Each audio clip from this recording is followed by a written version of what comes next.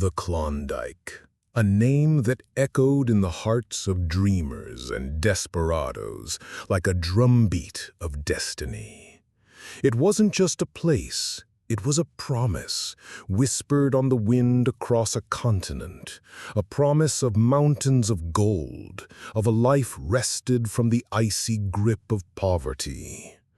By 1897, this whisper had become a roar, pulling 100,000 souls into the frozen heart of the Yukon.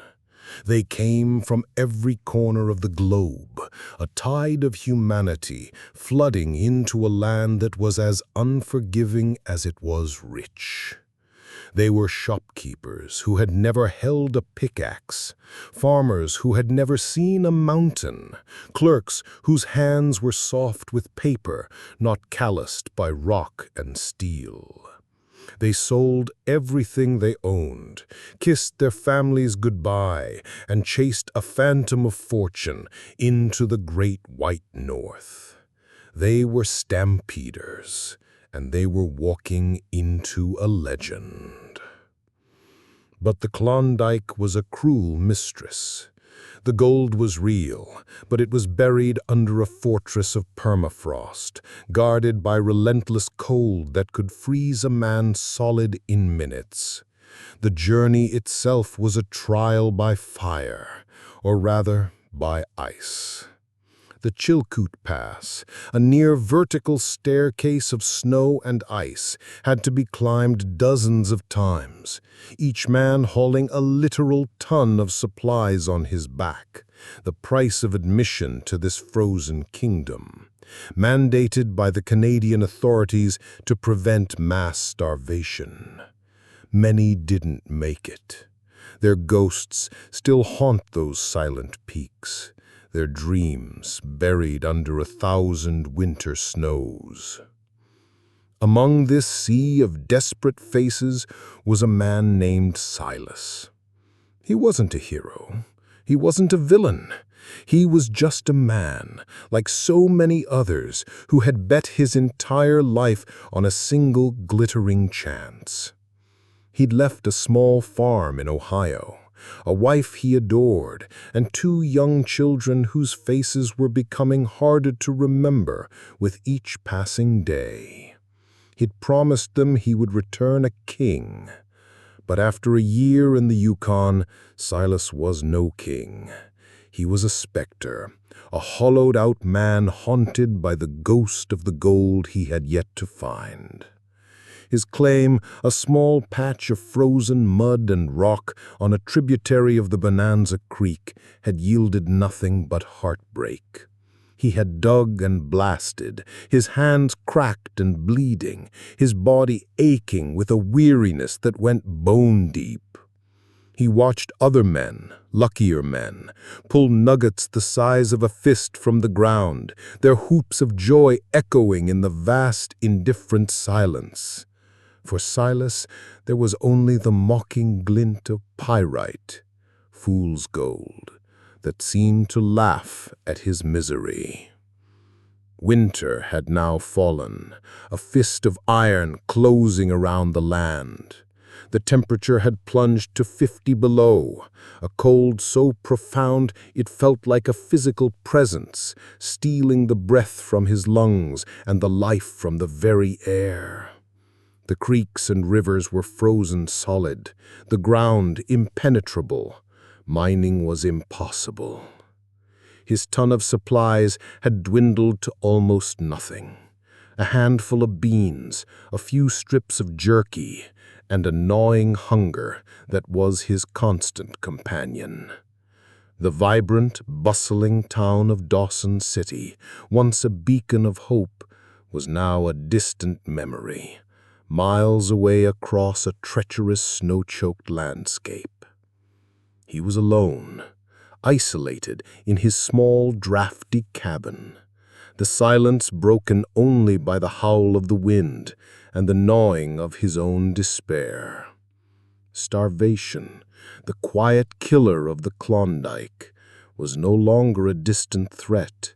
It was a guest in his home, sitting across from him in the dim light of his waning lamp, its cold fingers tracing the sharp new angles of his face. Silas knew, with a certainty that chilled him more than the wind, that if he didn't find something, anything, he would not see the spring. The dream of gold had died. Now, only the fight for survival remained. Hope is a dangerous thing in a land that specializes in crushing it. But even a flicker is enough to fight the darkness. One morning, Silas awoke to a hunger so fierce it felt like a physical blow. The last of his beans were gone. He knew he had two choices: lie down and let the cold take him, or venture out into the white hellscape on the slimmest of chances. He chose to walk. Pulling on his worn furs, his body a symphony of aching muscles, he grabbed his rifle, more a talisman than a tool, as game had been scarce for months, and stepped out into the blinding white. The world was made of snow and silence. The trees wore thick coats of it, their branches bowed as if in prayer. The air was sharp and thin, each breath a painful reminder of the cold's dominion. Silas wasn't looking for gold anymore. He was looking for a rabbit, a squirrel, anything that could quiet the angry beast in his belly. He walked for hours, his snowshoes sinking into the deep powder, the landscape an endless, repeating pattern of white and gray. The silence was absolute, pressing in on him, a heavy blanket that threatened to smother his last embers of resolve. It was in this profound quiet that he heard it, a sound so alien, so out of place that he at first thought his mind was playing tricks on him. It was a cry, a weak, desperate sound, half human, half animal, quickly swallowed by the wind. He stopped, straining his ears. Had he imagined it? Was it just the cry of a starving wolf, a sound he knew all too well? He waited, holding his breath. And then he heard it again, clearer this time, a whimper of pain. His survival instinct screamed at him to turn back. Wasting energy on a mystery was a death sentence. Whatever was out there was likely dangerous, a wolf caught in a trap, or worse, a bear. But the sound had a note of human despair in it that resonated with his own desperation. It was a sound he couldn't ignore. He turned, changing his direction, and moved slowly toward the source of the cry, his rifle held ready. He pushed through a thicket of snow-laden pines, and what he saw stopped his heart. It wasn't a wolf, it wasn't a bear, it was a girl, a young woman, no older than 16, of the local Klondike huichin. She was dressed in beautifully crafted furs, but her face was pale, contorted in agony.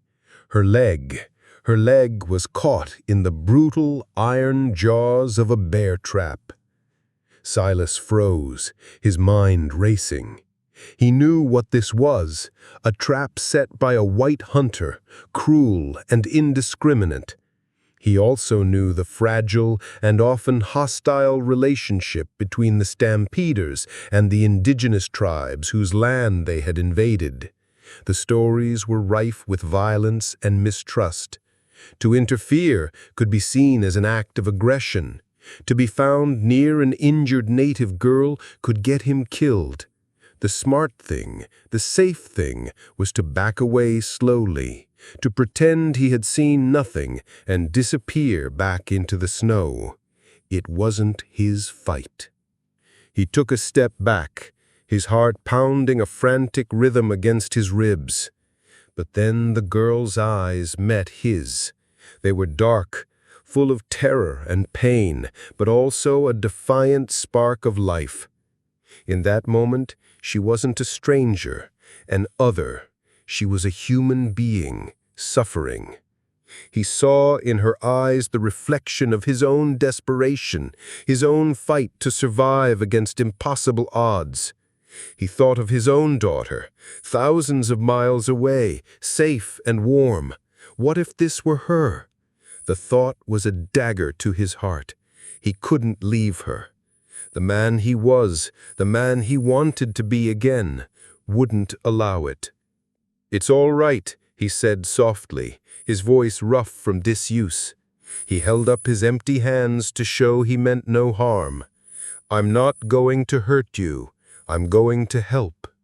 The girl flinched, her eyes wide with fear and suspicion. She didn't understand his words, but his tone seemed to register. He knelt in the snow, his movements slow and deliberate. The trap was a monster of iron and teeth, its jaws sunk deep into the flesh of her ankle through the fur wrappings. Blood, a shocking, vibrant red against the pure white snow, stained the ground around her. Getting her out would be agony for her, and a risk for him.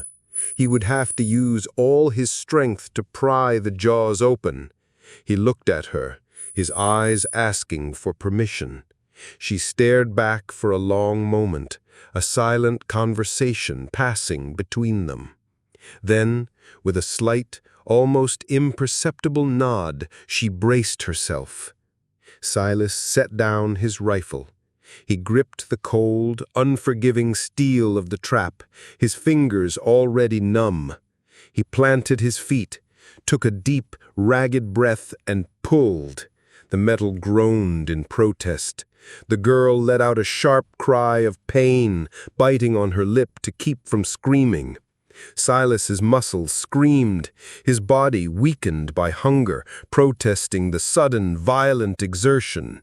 He poured every last ounce of his will, his fear, his frustration, and his humanity into that single act. For a moment, nothing happened. Then, with a loud snap, the jaws of the trap sprang open. He scrambled to pull her leg free before the trap could snap shut again. It was a mangled, bloody mess, but it was free. The girl collapsed back into the snow, her body trembling with shock and pain. Silas, his own body shaking with adrenaline and exhaustion, knew the ordeal was far from over. Her leg was badly injured, and the cold was a relentless enemy. If he left her here, she would die. There was only one thing to do.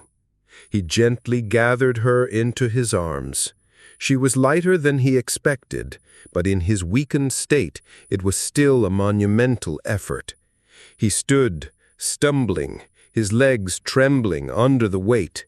He didn't know where her people were. He didn't know if they would welcome him or kill him on sight. He only knew he had to try.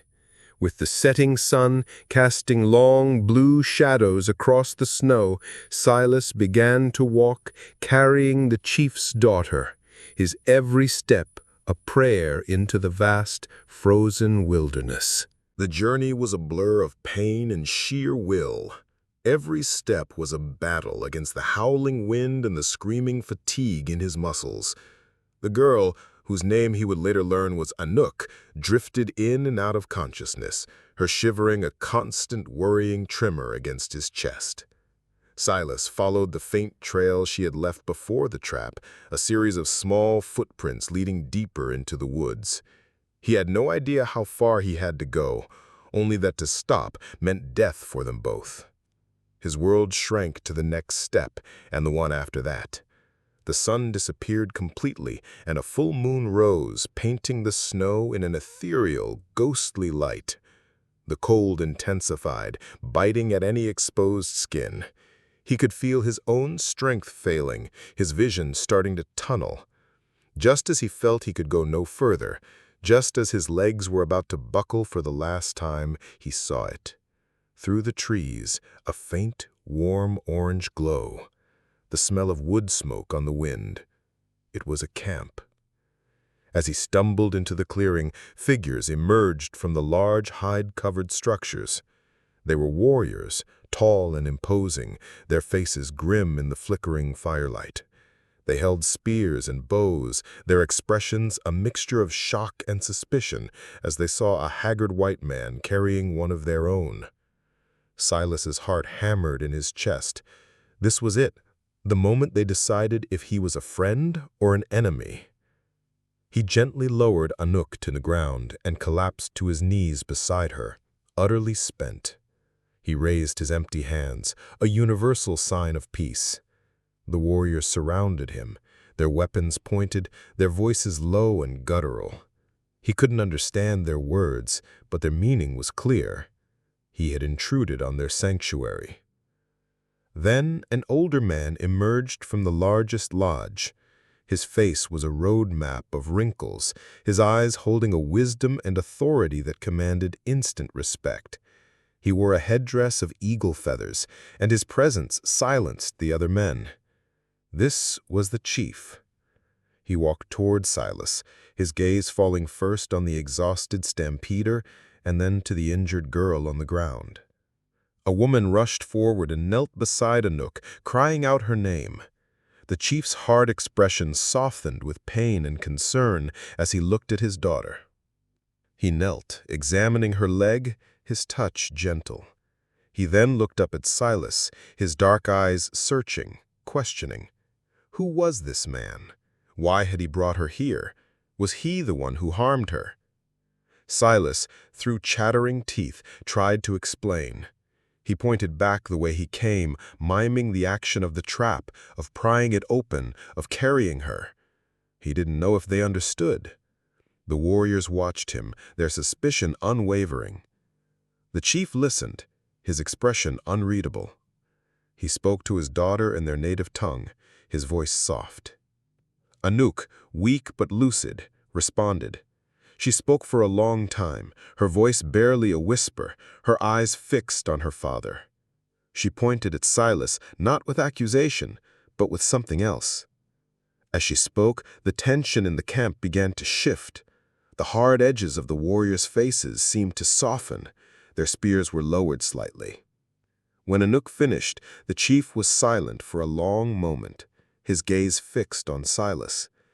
He saw not a threat, not an invader, but a man on the brink of collapse, a man who had used his last reserves of strength, not for himself, but for a stranger. He saw the blood on Silas's hands from the struggle with the trap, the frost clinging to his beard, the hollow hunger in his eyes. The chief rose to his feet. He gave a quiet order. Two of the warriors came forward, but not to attack Silas. They gently lifted Anouk and carried her into the warmth of the lodge. The chief then turned back to Silas, who was still kneeling in the snow, expecting his judgment. The chief extended a hand. It was not a threat, but an invitation. Silas, confused and exhausted, took the offered hand. The chief pulled him to his feet, his grip surprisingly strong, and led him toward the warmth of the fire. He was given a place by the roaring flames, a thick fur blanket draped over his shaking shoulders. A woman brought him a wooden bowl filled with a hot, savory stew of caribou and wild herbs. It was the most delicious thing Silas had ever tasted. It was the taste of life itself. He ate slowly, gratefully, as the tribe's healer tended to his frost-bitten fingers. He wasn't a prisoner. He was a guest. He had expected death, but instead he had been shown kindness. The next morning, the chief, whose name was Kalin, approached him. He spoke no English and Silas spoke no Han, but through a series of gestures and with a solemnity that transcended language, the chief conveyed his gratitude.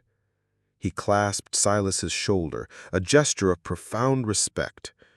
He made it clear that Silas had saved his only child, the future of their tribe. A life for a life. A debt had been incurred. Silas expected a reward, perhaps a pouch of gold dust, food for the rest of the winter, or safe passage back to Dawson. He would have been grateful for any of it. But Chief Kalen simply shook his head. He gestured for Silas to follow him.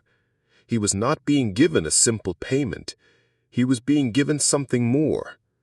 Confused but intrigued, Silas followed the chief out of the camp and into the vast, silent wilderness once more. They walked for hours, not back toward Silas's claim, but deeper into the mountains, into territory no stampeder had ever seen. They climbed high into the remote peaks, following a path that was invisible to any but the chief's experienced eyes. The air grew thinner, the landscape more rugged and primal. Silas, his strength renewed by food and rest, followed without question, his trust placed entirely in the silent, dignified man leading him. Finally, they came to a narrow crevice hidden between two massive rock formations, almost completely obscured by snowdrifts. It was an entrance to another world. The chief paused and turned to Silas, placing a hand over his heart. It was a gesture of sacred trust. He then pushed aside a curtain of frozen vines and stepped through the opening. Silas followed, and what he saw made him gasp.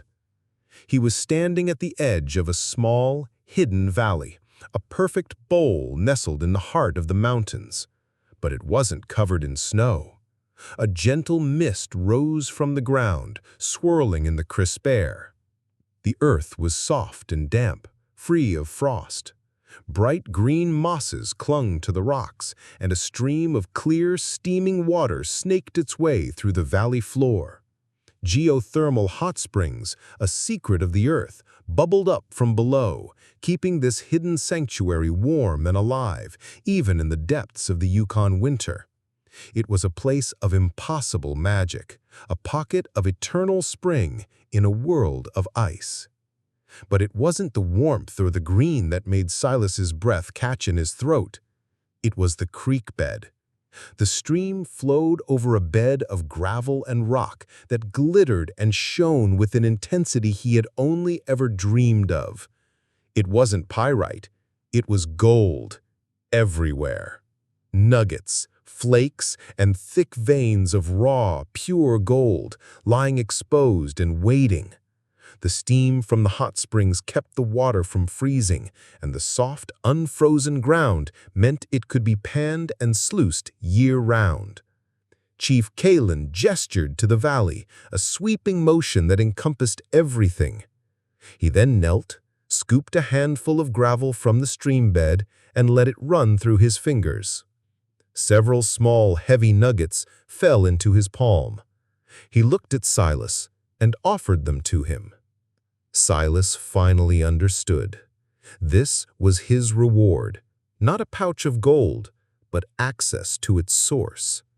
The chief wasn't giving him a fish, he was giving him the entire river. This valley, sacred to the Klondike people, was a place they rarely touched, its spirit too powerful. But for the man who saved the chief's daughter, an exception was made. The debt was to be paid not with a fleeting gift, but with a life-changing one. The chief conveyed the rules through simple, powerful gestures. Silas could take what he needed. He could work the stream, but he was to respect the valley. He was not to bring others here. This was a secret between him, the tribe, and the spirits of the mountain. It was a place of life, not of greed. Silas spent the rest of that winter in the secret valley, under the quiet protection of the tribe. He worked not with the frantic desperation of a starving man, but with the calm, steady rhythm of a grateful one. He gathered more gold in a week than most stampeders found in a lifetime. But something inside him had changed. The fever for riches, the desperate obsession that had almost cost him his life, had broken. He found that the real treasure wasn't the gold itself. It was the warmth of the fire in the tribe's lodge. It was the shared meal, the silent understanding with the chief, the smile from Anuk as her leg healed. It was the profound peace of the valley, a place that provided not just wealth, but sustenance for the soul. When the spring thaw finally came and the rivers broke free of their icy prisons, Silas knew it was time to leave. He had more than enough gold to fulfill the promise he had made to his family. He said his goodbyes to the people who had saved him. Chief Kalin gave him a final nod of respect, a bond forged in hardship and honor. Silas was one of the few who left the Klondike richer than he had arrived. But the gold he carried in his saddlebags was his lesser treasure.